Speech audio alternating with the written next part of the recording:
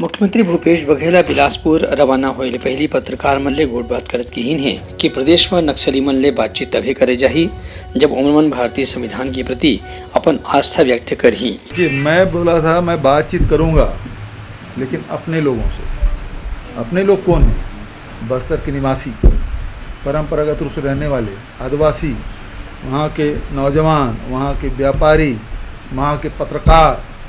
तो जो लोग वहाँ बस्तर में निवास करते हैं, मैं अपने लोगों से बात करूँगा। और जहाँ तक नक्सलियों से बात करने की बात है, मैं शुरू से हमारा स्टैंड रहा भारत के संविधान पर विश्वास व्यक्त करे एक लाइन, और उसके बाद किसी मंच में बात करने के हम तैयार हैं। वहीं छत्तीसगढ़ में ईडी के छापा ऊपर मुख्यमंत्री के कहना रही कि भारतीय जनता पार्टी के केंद्र में जो सरकार है ओकरे इशारा में सीबीआई और ईडी के दुरुपयोग राजनीतिक फायदा बर करे जाते। एकरे सेती अभी तक के प्रदेश में कतकोन कांग्रेस नेता और कार्यकर्ता मन के घर में छापा की कार्रवाई करेगी है। भारतीय जनता पार्टी और ईडी दोनों मिले हुए, इसका प्रमाण आपके पास है।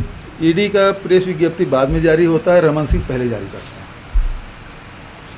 भारतीय जनता पार्टी के पेज में पहले बात आती है और उसके बाद ईडी एक्शन लेती है। इसका मतलब उसका गठजोड़ है, और ये लोग जो जानकारी देते हैं वहाँ वो रेड डाल रहे हैं। धोखे से भी भारतीय जनता पार्टी के नेता के यहाँ एक आध बार रेड डालें। ईडी वालों को कैसे पता कांग्रेसी कौन है, भारतीय जनता पार्टी कौन है? 3 साल हो गए आईटी और ईडी को यहाँ।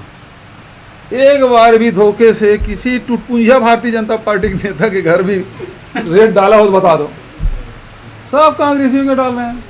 तो इसका मतलब बता कौन रहा है? भारतीय जनता पार्टी के लोग। उसी हिसाब से वो इधर रास्ता दिखा देते इधर चल देते हैं, इधर रास्ता दिखाए तो उधर, इधर रास्ता दिखाए तो इधर, वो वहीं जाते हैं।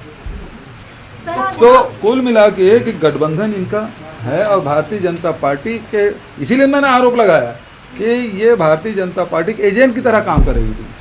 और अब ईडी गलत कर रही है, उसकी जांच कौन करेगा? कहाँ शिकायत होगी? कोई सुनने वाला है? उसको तो अभयदान दे दिया गया, भस्मासुर बन गए।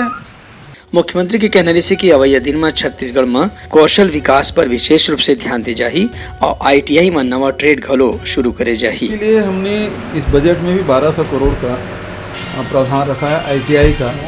आईटीआई में नए ट्रेड भी खोलेंगे और उसका उन्नयन भी करेंगे।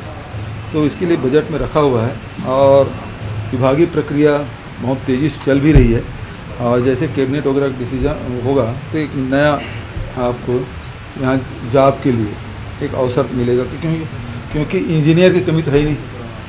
सबसे ज़्यादा जो कमी जिसके बारे में हम बोल रहे हैं स्किल्ड, तो स्किल्ड लेबर की ज़रूरत है। आईटीआई जो पास आउट हैं उनकी डिमांड पूरी दुनिया में, न केवल देश में बल्कि दुनिया में। तो वो एक सेक्टर है जिसमें ज़्यादा से ज़्यादा लोगों को रोजगार मिल सकता है। ब्यूरो रिपोर्ट, उत्तलंका न्यूज़।